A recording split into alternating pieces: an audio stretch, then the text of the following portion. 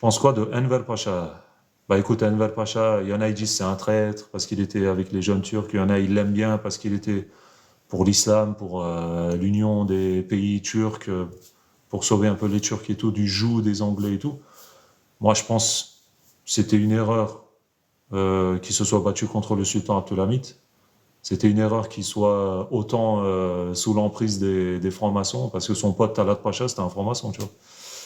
Et par contre, c'est un doux rêveur, tu vois. Il veut sauver l'islam et tout, machin, mais il a réussi à rien sauver. À part Edirne, il a sauvé Edirne de l'invasion des Bulgares. Donc merci pour ça. Mais à cause de lui et de ses potes, on est entré dans la Première Guerre mondiale. Ça nous a coûté l'Empire ottoman quand même. Après, ils se sont tous enfuis en plus. Donc Enver Pacha, c'est quelqu'un qui a de bonnes intentions, mais qui a mal agi. Parce qu'ils n'ont pas d'expérience.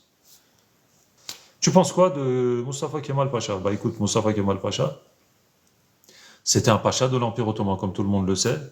Il aimait pas trop la guerre, en vrai, il voulait pas participer à la Première Guerre mondiale, il voulait pas aller en Libye pour se battre là-bas. Après, il s'est battu là-bas, il s'est battu en Palestine, ils ont perdu. Après, il y a eu la Première Guerre mondiale, on a perdu. Le sultan Vahdettin, il a envoyé Atatürk à Samsun. Il lui a dit, écoute, il n'y a que toi qui peux sauver la Turquie. S'il savait ses vraies idées, je pense qu'il l'aurait pas envoyé, mais il est allé en Anatolie, ils ont fait ce qu'ils ont pu. Mais le problème, c'est qu'Atatürk, après, il a eu plein de lois carrément contre l'islam. Donc, on peut pas accepter ce qu'il a fait contre l'islam, tu vois. C'est pour ça que moi, je le critique dans plein de mes vidéos. Si tu peux aller voir. Il a raison de pas aimer la guerre. Bah, c'est vrai que la Première Guerre mondiale, on n'aurait pas dû participer, moi, je pense. Après, les historiens, ils disent on n'avait pas le choix. Je sais pas trop les détails, mais on n'aurait pas dû participer, c'était mieux. Il vient raconter des choses ici sans assumer le passé et l'histoire. J'assume complètement le passé de la Turquie, t'inquiète pas, mais assumer, ça veut pas dire accepter. On accepte les faits, tu vois ce que je veux dire?